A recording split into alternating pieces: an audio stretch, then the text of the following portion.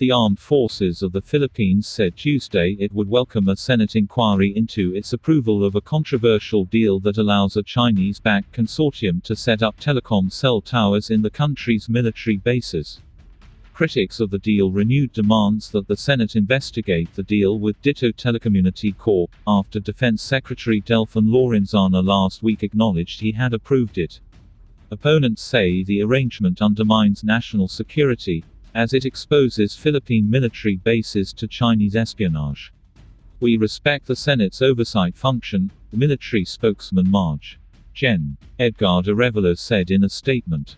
Thus, we are happy to be tasked and in fact welcome the call for a Senate inquiry on the signed agreement between the Armed Forces of the Philippines and Dito Telecommunity Corp.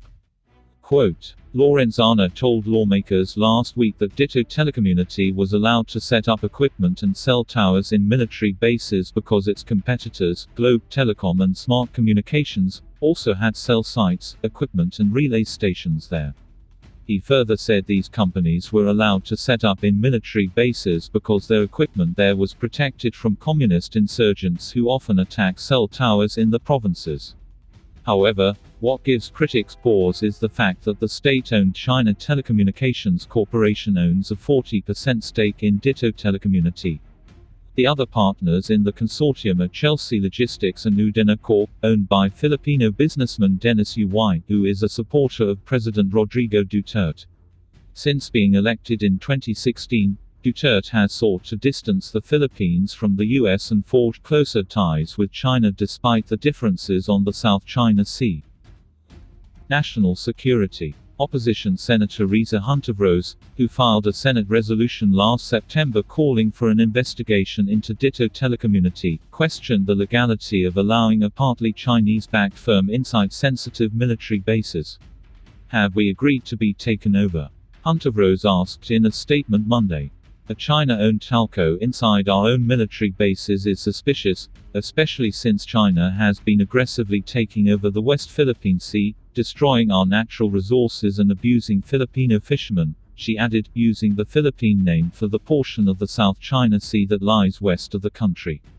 Hunterrose said that Dito Telecommunity was bound by China's counter-espionage law, which means it has to assist Beijing's security apparatus and is bound to turn over any information China demands. It's as if the Chinese state itself is present within our military camps. Our national security is at risk here, Hunterrose said. This is already a warning signal, and yet the AFP, Armed Forces of the Philippines, seems to have forgotten the warning its mother department itself raised last year, she said, referring to Lorenzana's August 2019 warning that Philippine offshore gaming operators, POGOs, known to employ citizens of China could pose an espionage risk for security installations nearby. News contacted Dito Telecommunity for comment but didn't hear back. However, the company, which is set to begin operations soon, said last Wednesday in a statement that its devices, equipment, and structures shall not be used to obtain classified information from the Philippine Armed Forces, reported at CBN News. Let us make clear that the Armed Forces of the Philippines has in place stringent protocols that disallow foreign nationals from performing sensitive technical work within military camps, Adel Tamano, Dito Telecommunity Chief Administrative Officer said in the statement. The memorandum of agreement signed with the AFP contained the very same provisions signed by the other two telcos, with the notable exception that additional provisions were provided pertaining to commitments of Dito to national security. Quote, still, Hunterrose said the deal needs to be investigated urgently and that she would lobby the Senate to immediately launch a hearing based on her resolution from last September. We, in the Senate, should exercise our oversight powers at once to ensure that our national security is not undermined, she said.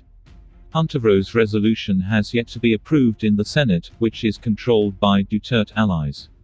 The Senate's Committee on National Defense and Security has tentatively tabled it, although a date has not yet been set to hear it, a source told News. Meanwhile, a petition started a week ago on Change.org urging the Philippine Congress to prevent Dito Telecommunity from operating in the Philippines has gained close to 4,000 signatures. We started this petition to the Philippine Congress to stop the entry of Dito Telecommunity into the Philippine telco industry until its risks to the country are thoroughly assessed, the petition says.